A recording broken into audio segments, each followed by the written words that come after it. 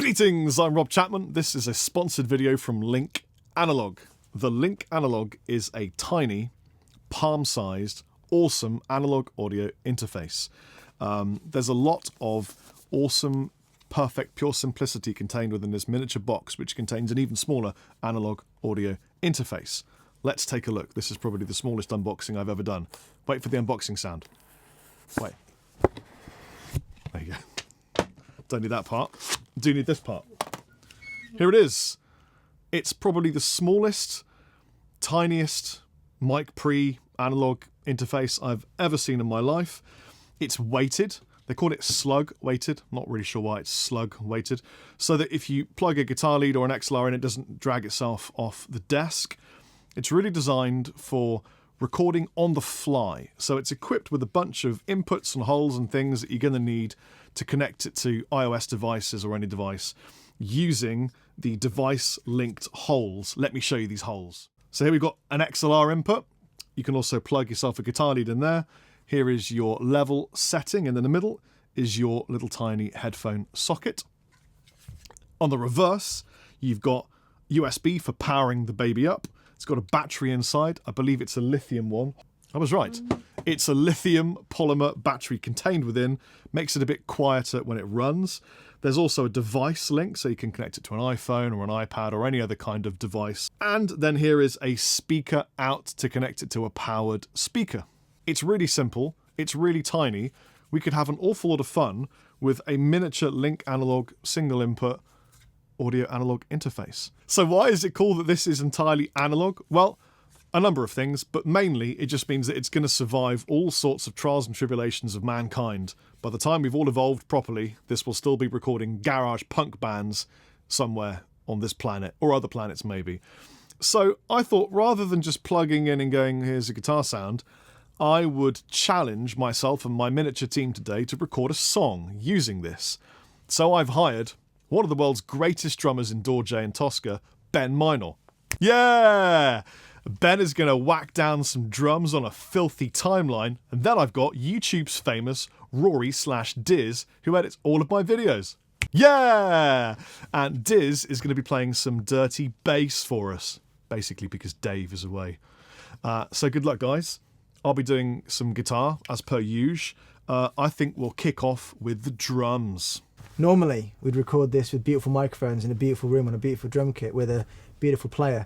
But in this situation, we're going to use the inbuilt drummer feature of GarageBand. Of course, you've got extensive knowledge of this particular app, haven't you? I've never, ever used this. Rob said we have to use the drummer. Oh, God, I don't even know how this Rob. Where's the button to make drums? Go to drums. Okay, there you go. There's drums. Well, no, you want to pass the drums? No. It's drummer. A drummer. Oh, no. You've knocked it over now, mate. God. Okay, hang on. Okay. Now we're going to just go straight in. So how does this work? So what you've got is a drum kit in the middle. Right.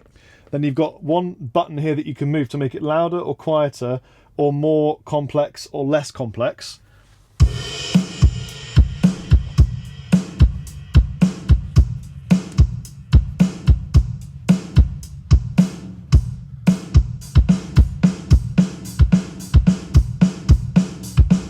So that's crazy.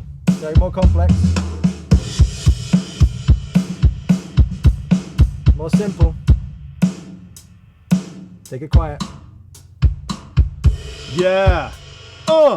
So basically, I'm out of a job. Well, no, it's a much more affordable version of you. Yeah, basically, this is my career dwindling before my very eyes for a free and finger-controlled version of my entire existence. Okay. Well, with that in mind, let's write a beat. So we do the first 4 bars like that, and then we're going to bring it up. Yeah. Yeah.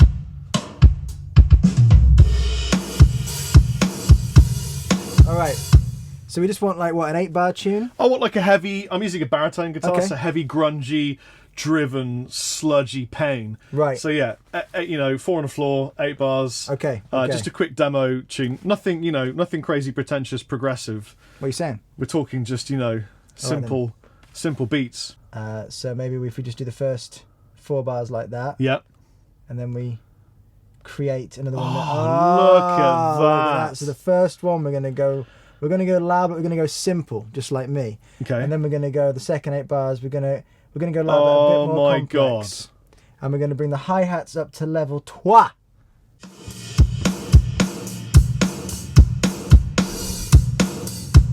One, 2, 3, 4.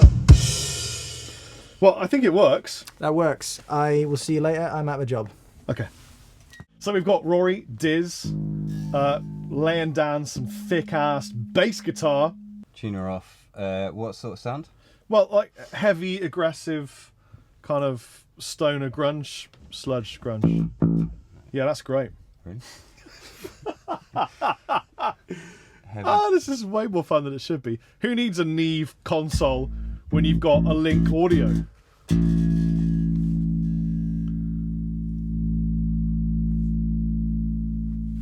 By the way, it's worth saying, although we've got this, which Neve is this? 1076. 1076 Neve console.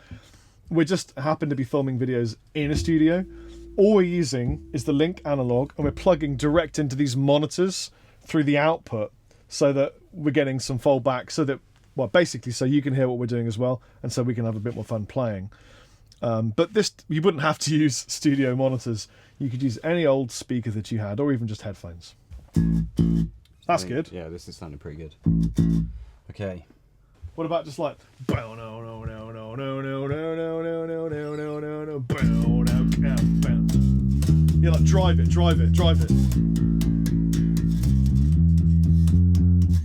That kind of shit. What's the? Feel free to go like chromatic or like horrible notes. That's great. Right, I've written something. Let's record it. Ah!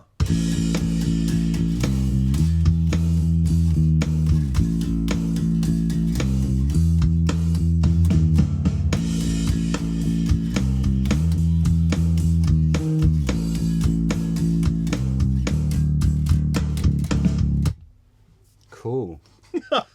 To be honest, that is a far better sound than I was expecting, and it was incredibly easy to get. It is easy. I mean, obviously, this is an out and about in a Travelodge cheap or maybe Premiere in.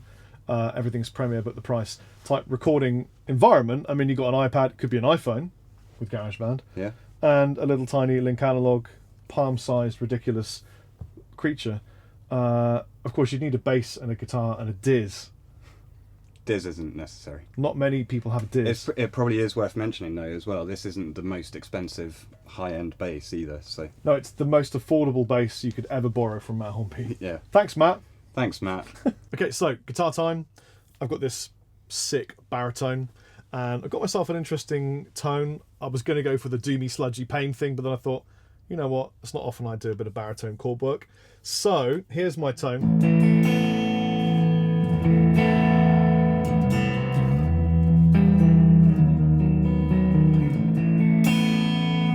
But on top of that, I'm adding the phase tripper. Phase trip.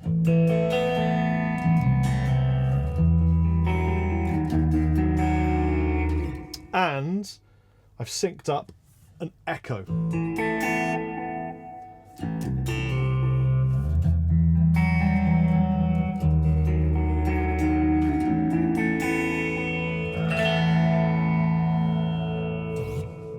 Let's see how it goes.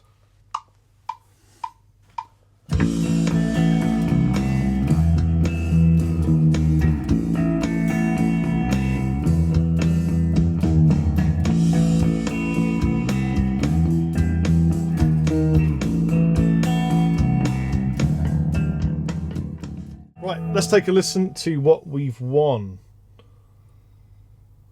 Here's the 3 tracks: drums, bass, guitar. This has literally taken us seconds.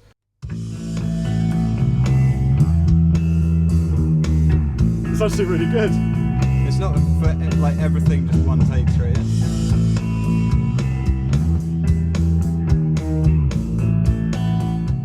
Vocal time, just a simple track. I just came up with some stupid words.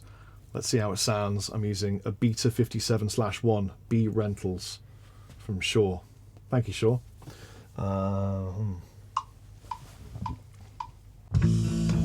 When the needle hits the spoon, There's no more room inside. When the needle hits the spoon, there's no more room inside.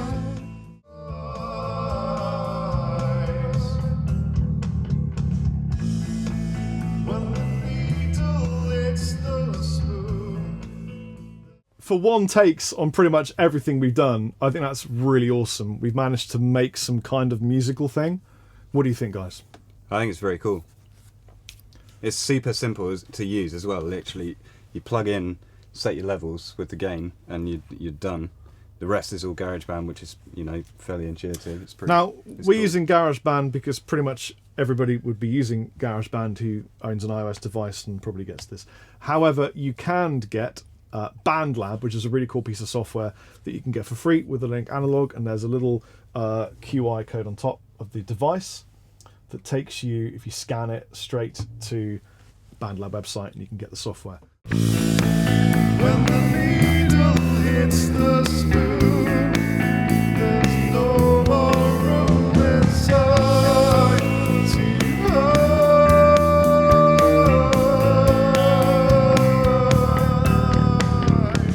Not only do you receive a tiny single input audio analog interface, but you also get a tip ring sleeve cable, shielded, and it's all 70s vibed so that you can do fun things like this with your cable if you need to. And it won't pull this off a table because it's weighted. This is really handy to operate this device. You don't put it in that hole, but it does fit. Of course, this was the USB cable to help you power and charge your device. So, should you require one of these tiny little palm-sized beautiful analog interfaces, they're just like 45 quid, and you can get them from your favourite and local retailers all across the music industry in whichever country you probably inhabit. I have been Rob Chapman. Take it easy. Chappers out.